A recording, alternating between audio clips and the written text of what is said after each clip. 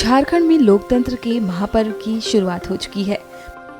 पहले चरण के तहत 43 सीटों पर वोटिंग जारी है, जबकि दूसरे चरण में 38 सीटों के लिए 20 नवंबर को वोट डाली जाएंगी। इस दौरान रांची में आज सुबह गवर्नर संतोष गंगवार ने अपना मतदान किया। वहीं रांची से जेएमएम उम्मीदवार महुआ माझी ने भी पोलिंग बूथ पर पहुंचकर लोगों से वोट डालने की अपील की। साथ ही बीजेपी सरकार पर साधा निशाना। मैं अपनी जनता से, हमारे बुजुर्गों से और माताओं बहनों से, भाइयों से सबसे अपील करूंगी कि मुझे वोट करें। मैं चाहती हूं आपके शहर का विकास हो, इस राज्य का विकास हो। इस रांची राजधानी जो है झारखंड की, इसे राजधानी बनाना चाहती हूं। कहीं से ये राजधानी नहीं लगता है, कस्बा भी इसे स्वच्छ सुंदर होता है। तो हमें एक मौका दीजिए। मैं एक साहित्यकार हूं, संस्कृति कर्मी भी हूं, पॉलिटिशियन भी हूं और अलग अलग क्षेत्र में काम करने का अनुभव रहा है। महिला आयोग में भी अध्यक्ष के रूप में काम की हूं, तो मुझे अलग अलग क्षेत्र का अनुभव है और देश विदेश में भी जाकर बहुत कुछ सीखने का, समझने का अवसर मिला है। तो मैं एक बड़े विजन के साथ इस राज्य के और इस अपने शहर के विकास में योगदान देना चाहती हूँ, आपकी सेवा करना चाहती हूँ, ताकि आप रोजमर्रा के जीवन में भी आप खुश रहें। अपने घर के आसपास की गंदगी ना रहे, नाली कचरा पानी में डूबा अंचल ना रहे, साफ सुथरा रहे, मच्छर ना रहे। उसके साथ साथ फ्लाईओवर जैसे माननीय हेमंत सोरेन जी ने बनाया अभी तुरंत, तो ये फ्लाईओवर ऐसा उन्होंने कहा 1 दर्जन बनाएगी, क्योंकि जाम से मुक्ति देना जरूरी है।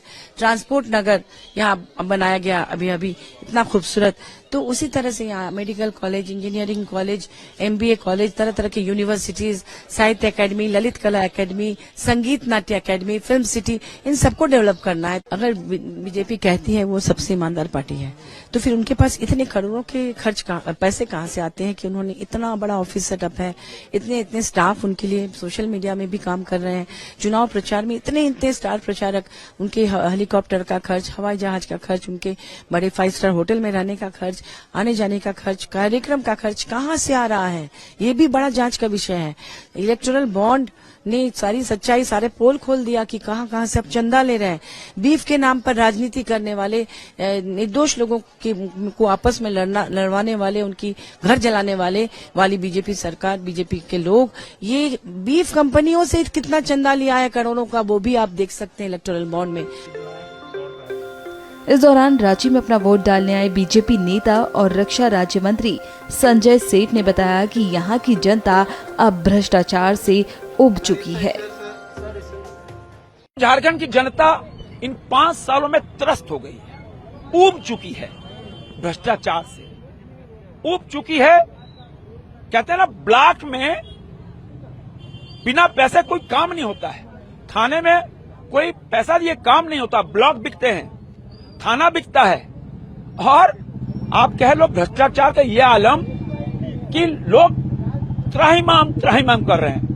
झारखंड के अंदर ट्रांसफार्मर एक बहुत मामूली चीज है भाई। ट्रांसफार्मर लगाने के लिए 15-15 दिन, 1-1 महीने चप्पल घिसनी पड़ती है।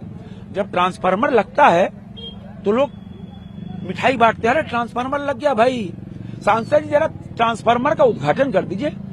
आप देखो, झारखंड की परंपरा बन गई है इन 5 सालों के अंदर। ट्रांसफार्मर जहां लगता है, नारियल फूटता है, पंडित जी आते हैं, सांसद विधायक को बुलाते हैं, फीता कटाते हैं। ये हालत है ट्रांसफार्मर बदलने के लिए। इस राज्य को पूरी तरह रूल ऑफ लॉ कोलैप्स हो चुका है। अब राज्य की जनता 2/3 मेजोरिटी से भारतीय जनता पार्टी के नेतृत्व में सरकार बनाने जा रही है, तय है। वहीं पोलिंग बूथ पर पहुंचकर लोगों ने भी वोट डाले। आपको बता दें कि मतगणना 23 नवंबर को होगी। पहले चरण में 17 सीट सामान्य, 20 अनुसूचित जनजाति और 5 अनुसूचित जाति के लिए आरक्षित हैं। इसी चरण में 683 प्रत्याशी चुनाव मैदान में हैं।